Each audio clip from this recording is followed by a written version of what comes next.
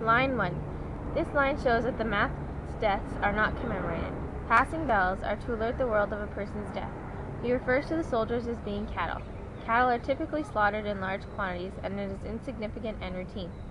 Owen is suggesting that the slaughtering of soldiers is much like that of cattle.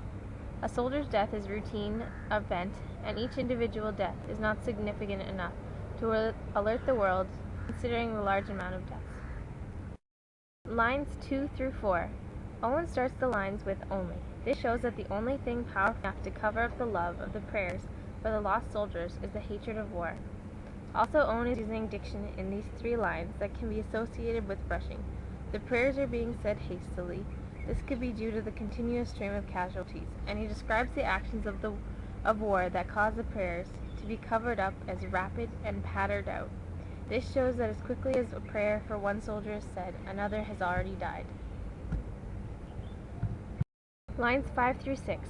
Owen is suggesting here that the idea of God looking over these soldiers in the wake of their death seems unlikely due to the fact that their God would be responsible for letting so many men die, which would cause doubt of a God even existing.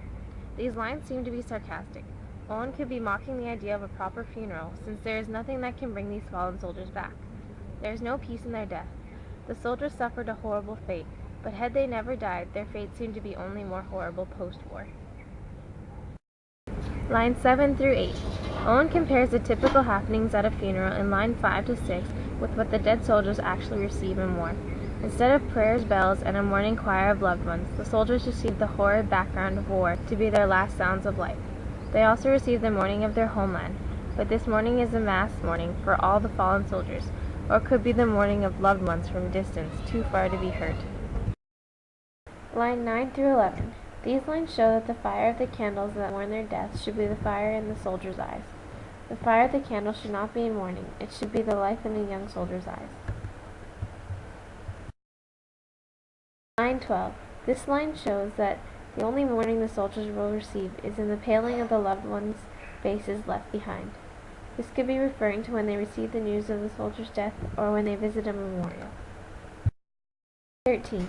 Owen is demonstrating that their flowers are their offer of mourning, to show they will wait for the soldiers to come home, dead or alive. The soldiers could also be showing that eventually, no matter how patient they are, eventually the flowers will die, and eventually they will have to accept the soldiers are never coming home. Line 14. This line ends the poem to show that with each day there will be death and there will be mourning.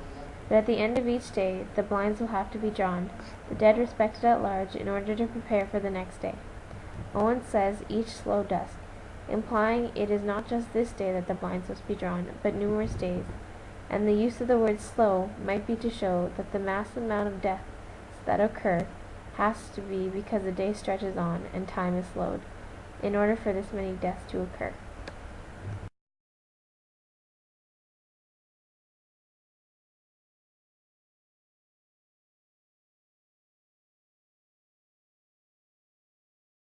We use photos of ourselves as fallen soldiers to show the quantity of young lives lost in war and how young the lives lost were. We chose the background music of the church bells to emphasize the lack of recognition for the soldiers who died. They laid slain on the battlefields while they were remembered from afar. The cross of candles was symbolic for representing the religion of many of the soldiers and the loved ones that left home. The lighting of the candles to show a small act of respect for the dead that should have been on a much larger scale, but due to the mass quantities of death, a prayer is all that could be done. The cross was also used to show how religion was present throughout the poem, and that death is primarily signified within a church.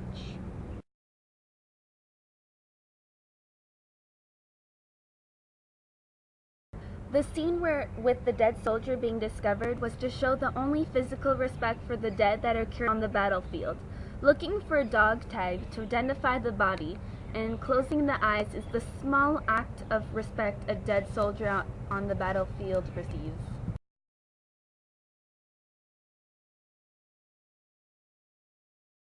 The scene with the candle being held to the soldier's face was supposed to be an offering from the people who sent him to war.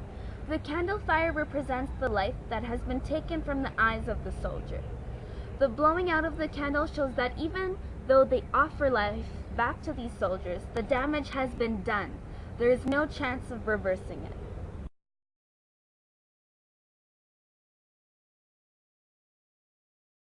The two flowers left on the table represents the sorrows of both women, the only offerings they can make. The black and white scenes represents the respect and the closures that should be received by every loved one for every dead soldier. The end scene shows that there will never be the final goodbye for the loved ones. The soldiers' last presence will be on the battlefield. They may never make it home, dead or alive.